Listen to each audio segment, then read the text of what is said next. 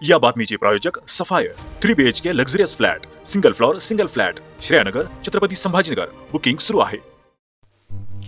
शिरूर बंगला येथे कारची काच फोडून 4,90,000ची रोकड चोरी. वैजापूर तालुक्यातील शिरूर बंगला येथील बँक ऑफ इंडिया शाखेजवळ उभी असलेल्या कारची काच फोडून अज्ञात चोरट्याने 4,90,000 रुपयांची रोकड लंपास केल्याची घटना शुक्रवारी दिनांक 13 मार्च रोजी दुपारी सुमारे 4 वाजेच्या सुमारास घडली. या प्रकरणी शिरूर पोलीस ठाण्यात अज्ञात आरोपी विरोधात गुन्हा दाखल करण्यात आला आहे.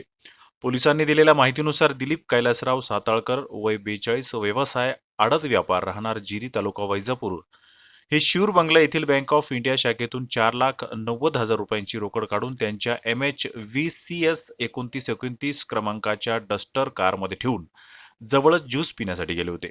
याच दरम्यान अज्ञात चोरट्याने कारची काच फोडून गाडीत ठेवलेली पैशांची पिशवी चोरून नेली.